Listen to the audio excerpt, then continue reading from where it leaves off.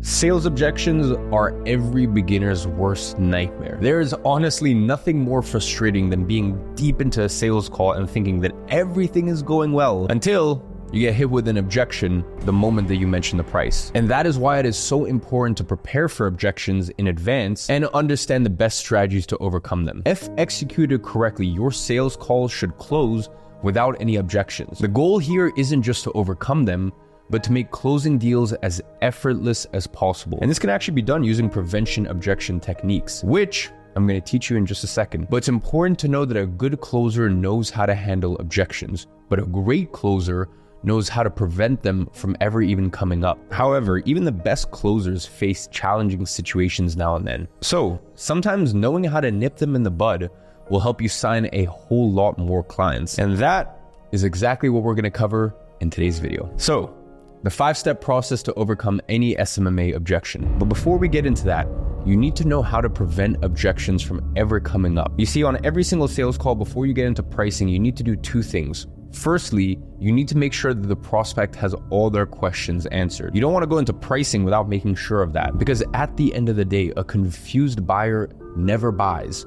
So if you have a prospect who has a bunch of questions, then you shouldn't go straight into pricing before answering them, because they are simply not going to buy. Secondly, you need to do a 1 to 10 tie down. So the way that this actually looks in practice is, just so we're on the same page, on a 1 to 10 scale, with a 1 being get me off this call right now, and a 10 being this is exactly what I've been looking for, where do you fall? You see, asking this question serves a dual purpose. It not only helps you gauge the prospect's level of interest, but also provides you with a clear indication of any doubts that they might have. For example, if they say they are an 8 or less out of 10, then you need to question it. So that way you can get an idea of what might be missing from their point of view. So you can say something along the lines of, gotcha, appreciate you sharing that with me. Out of curiosity, what's stopping you from being a 9 or a 10? This will give you clarity about what their main concerns are and how to address them, which should help you get them closer to a 10. Now, this technique ensures that by the time you discuss pricing, the prospect is already sold on your offer, because you do not want the goal to be handling objections. You want the goal to be the prospect pulling out their credit card. One thing I always remind students is that it doesn't have to be hard, and you don't want it to be. In fact, you want it to be as easy as possible. You see, when I was taking on sales calls, that was always my goal. And if you do everything right, as I covered in one of my other videos, I'll pop around here somewhere, which is my step-by-step guide to closing clients for your SMA in 2024, you're not gonna have that many objections. But if you do, in today's video, I'm gonna cover how to actually handle them. Before we start, what I want you to do right now is this. I want you to grab a pen and paper, put your phone on airplane mode, clear out any distractions, and just take notes of everything that I'm going to be going over. The knowledge that I will be sharing with you today has already helped thousands of students in my program, Agency Accelerator, to not only prevent, but also overcome objections in their sales calls, and the results speak for themselves. Just like Jacob, who's been signing clients for his agency month on month since joining. Or take Aiden, one of my favorite student success stories. After just 4 weeks, he reached $12,000 with his agency servicing real estate agents, thanks to the guidance from our lead sales coach, Scott Brunning, all inside of the Agency Accelerator community. So if you're serious about improving as an agency owner and want to be perceived as a highly valued professional in the industry, sitting back and just watching won't do it. Pen, paper, and no distractions. So let's get into it. Now, the first thing you need to understand is that every single objection is essentially a trust-based objection. They either don't trust you, your agency, or themselves. And the faster you realize this truth, the quicker you will succeed, because most objections are trust-based, but they're disguised as something else. You know, no one's gonna come out and outright say, I don't trust you, and I think you're lying, so I'm not gonna buy from you. Listen, that's just human nature. Instead, they're gonna use what we call smoke screens. Now, smoke screens will allow them to feel more socially acceptable and to weasel their way out of conversation, so that way they don't feel forced to buy from you. Now, examples of this would be they need to speak to their spouse, or they need to run the numbers and then think about it for a day or two, or they believe that this is too expensive and that they might not be able to afford it. However, the fact of the matter is, if your agency was guaranteed to work and to get them to their goals, would they really need to go and think about it? Would finances really be a problem? Or wouldn't they get creative to find a solution? The answer to all of these questions is no, because they would understand and trust that you would get them the result that you promised. And the best way to explain this concept is to imagine that you have been diagnosed with a terminal illness and the doctors have given you only a few months to live. However, there's a newly developed medication that is guaranteed to save your life and cure your illness. But there's a catch. The cost of this medication is $100,000. Even if you didn't have $100,000 to your name, you would do everything in your power to come up with the money because it's your only chance at saving your life. You might borrow money, you might sell assets, you might take out loans, or find other creative ways to raise the funds, because what other choice do you have? And that is how you want your prospects to view your agency. They need to trust that your agency can deliver the results they need, so much so that they will do anything it takes to make sure they can work with you. At that stage, all objections about money, time, or other factors will melt away. So now you can see it's not because they don't need to talk to their spouse, they don't have the money, or they need to think about it. It's because they simply don't trust that you are the person or agency to get them to their goals. So, like I said, if you want the best chance at closing clients, you need to be able to prevent and smell out smoke screens. Luckily, every objection, no matter how unique it may seem, falls under one of 5 categories of objections. And those 5 types of objections are: number 1, think about it; number 2, business partner or spouse; number 3, finances; number 4, doubt; and number 5, which is actually my favorite, logistics. Now, knowing these 5 categories will make your job to handle these objections a whole lot easier, because you will be able to put frameworks in place to handle them to the best of your abilities. Now, these frameworks will help you overcome any objection ever thrown your way.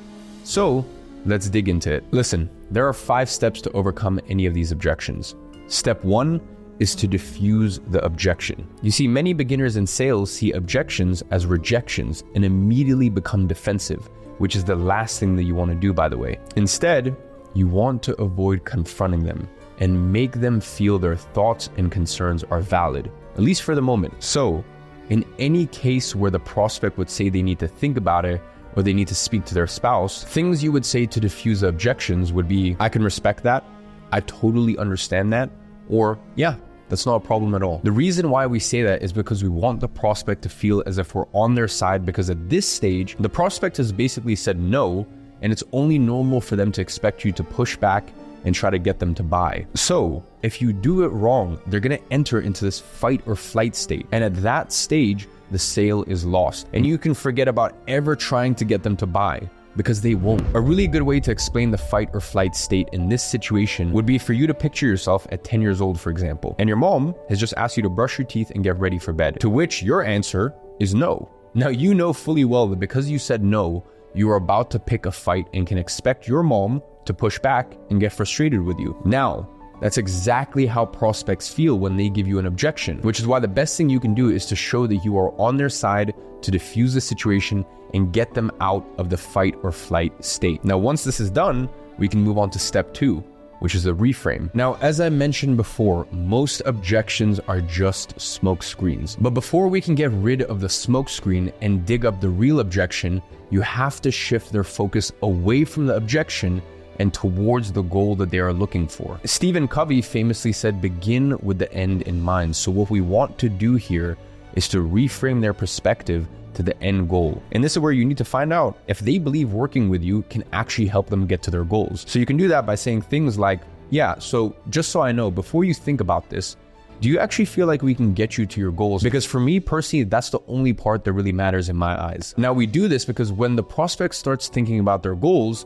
they are then reminded of the reason they considered your service in the first place. And this makes the conversation more outcome focused and allows you to steer the conversation in the right direction. But also, most importantly, allows you to get a sense of how convicted they are in your service. And you do this by paying attention to their tonality when you ask them whether they believe you can get them to their goals. Because some people will say, yes, and that's them basically trying not to be rude. So you always have to pay attention to the tonality, and if your gut tells you that there's something more to it, then you need to address it. And you can do that by saying things like, "From your tonality just there, I can sense that maybe something is missing in your eyes. And if you're not being honest with me, maybe you're just being polite, but I'd rather know fully what's on your mind. If it's not the right fit, then it's not the right fit. So to go back, do you really feel like we can get you to your X desired goal? And at that point, you've basically skipped down to step 4 of the framework, which is isolating the objection. And now you can overcome it, which I'm going to break down in step 5 for you. Now, the next step is the tie down. Now, if you went through the previous step and their tonality didn't shed light on any doubts they had, and they actually seemed confident that you could get them to where they wanted to be, then you can move on to this step. Now, a tie down is essentially a micro commitment that gets you a yes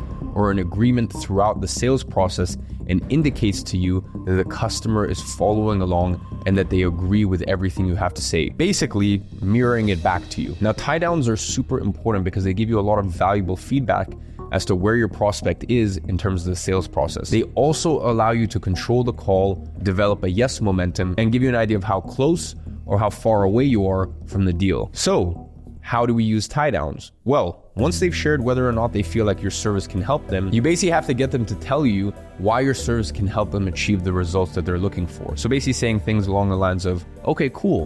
Why do you feel like that's the case? Or you just say, anything else? You want to make it sound natural for how you talk. It should genuinely feel like a friend supporting another friend in a decision. And this gets them to verbalize all the aspects of your service that they realize they need, and it also strengthens their commitment, which ultimately reduces doubt.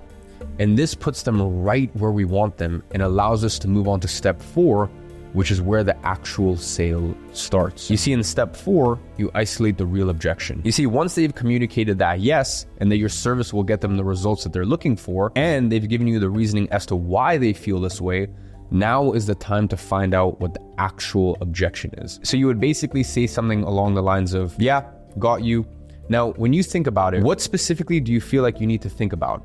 Just so I have an understanding and maybe I can help. Now from here, you'll get the actual objection, whether it's purely financial, they don't think they have enough time, or anything else. But this is the real objection that you have to overcome, which brings us to step 5, which is overcoming the objection. You see, once the objection is isolated, you can overcome it via analogies, logic, and reframes. Now this really depends on the type of prospect you're dealing with. As Sun Tzu said in The Art of War, know your enemy and know yourself, and you can fight 100 battles without disaster. So the better you understand your prospect, the better you'll be at deciding what sort of analogies and reframes suit that prospect. And at this stage, being confident and firm will be your greatest asset. Now, a lot of people mistake being firm for being rude, but that's a complete fallacy. The way you want to view it is you have your client's best interest at heart and you're trying to help them understand that this is the right decision for them. You basically need to have a service over sales mentality, because the truth is 1 out of 10 are never going to buy.